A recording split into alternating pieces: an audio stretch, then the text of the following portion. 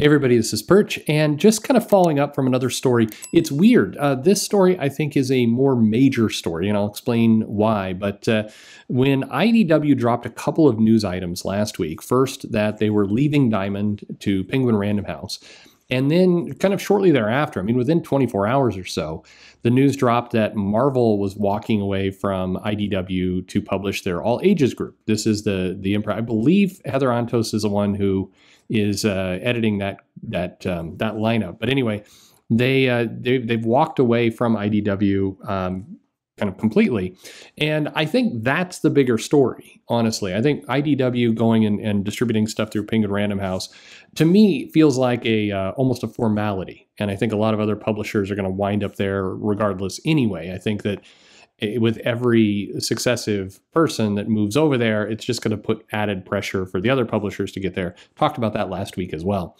But this idea that Marvel is changing up their licensing strategy for comics, I think, is the big story. And we've heard a couple sites are now reporting that Lucasfilm, Disney, has now formally withdrawn the Star Wars All Ages comic book license from IDW as well.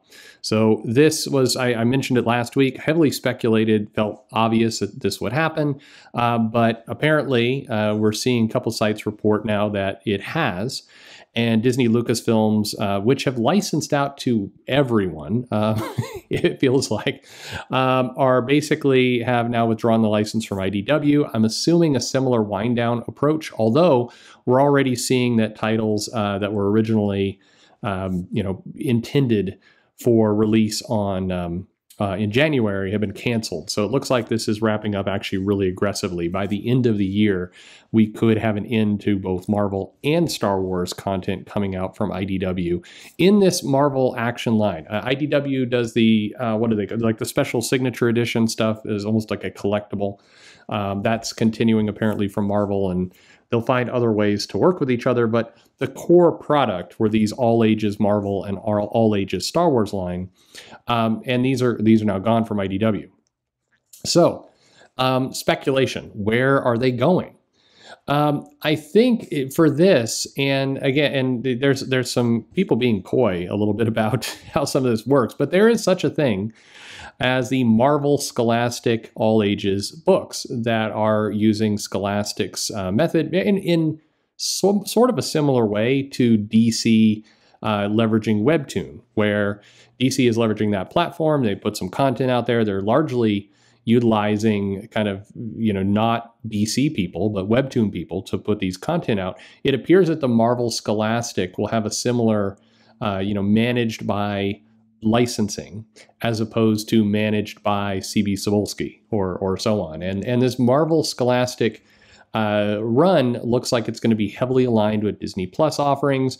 I think Moon Girl is going to have a big presence there, as she should, because Moon Girl sold very well with Scholastic as opposed to the direct market. So that all makes sense. And I think if you're, again, if you're playing betting odds, that's where that's absolutely where Star Wars is going to wind up.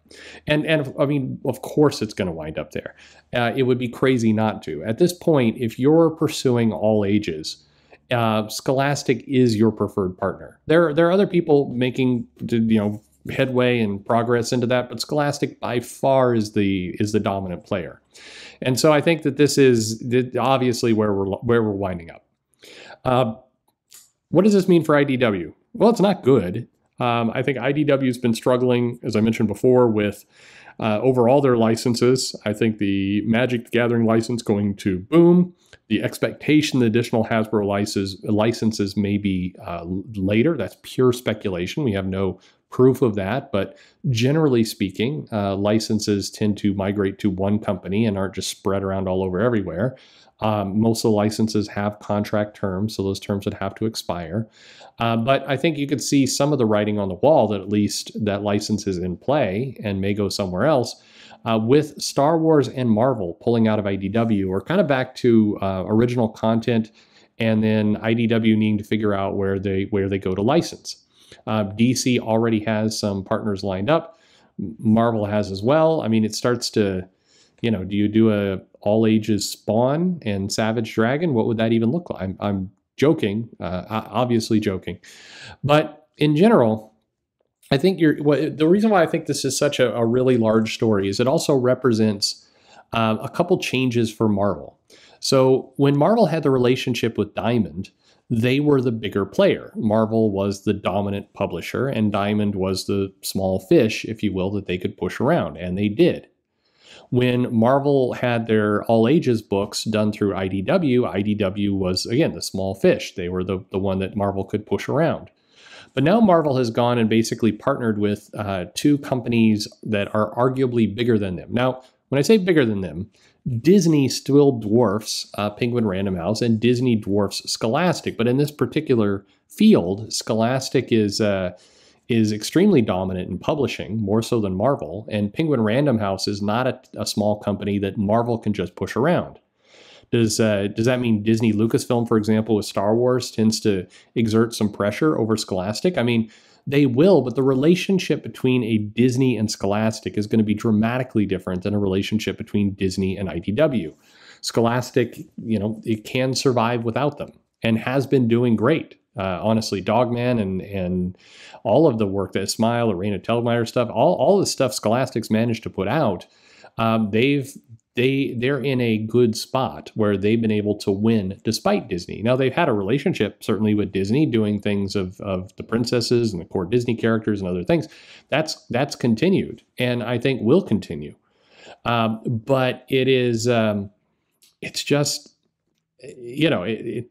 this is a case where the terms and the engagement will have to be different. I mentioned in other videos that Marvel's long had a bit of a relationship where they are, egotistical is kind of the word that gets thrown around a lot at cons, but it's kind of they know they're the big player. And when they have to interact with people who are at the same level as them, it changes the approach. So I'm curious how all this plays out. I'm very curious what a Marvel that is maybe a little bit more, is humble the right word? That basically has to play ball. What does that look like? How are they going to navigate this? Are the people who are currently at the company even equipped to do this?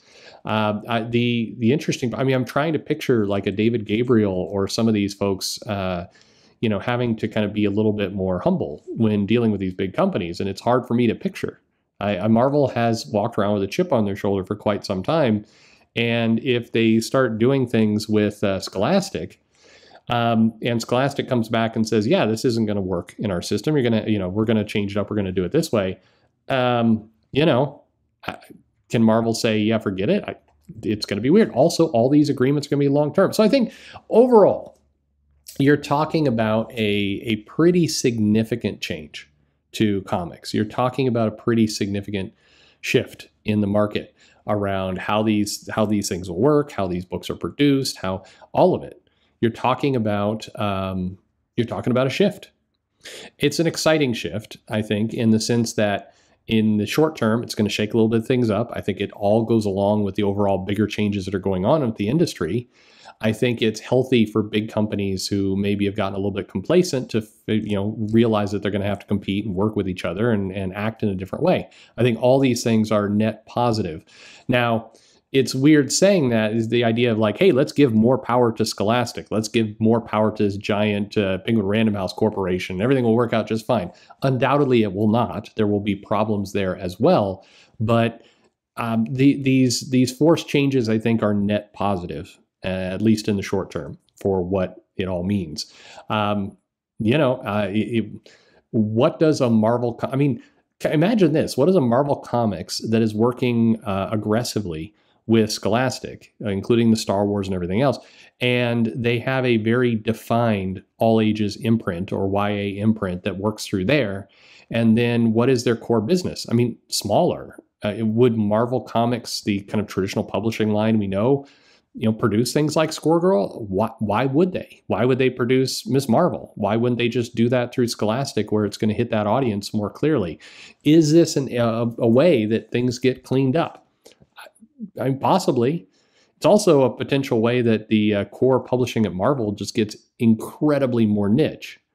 Once upon a time, back in the 80s, when you had a lot of Marvel comics, if you read those today, what will strike you is many of them are products that could be distributed through Scholastic today. They were, there was certainly, violence and other things in those comics, but they were all ages appropriate in many cases, not all, but many. And is this a case where that part of the business rebuilds comics in a new way and the traditional publishing arm just gets more and more specific? Do they play more and more to Twitter, where Scholastic goes mass market? I don't know. A lot of questions here. Anyway, Star Wars apparently pulled from IDW. What does this mean for IDW? What does this mean for Marvel? Let me know your thoughts in the comments below. Like and subscribe, of course, and thanks for listening.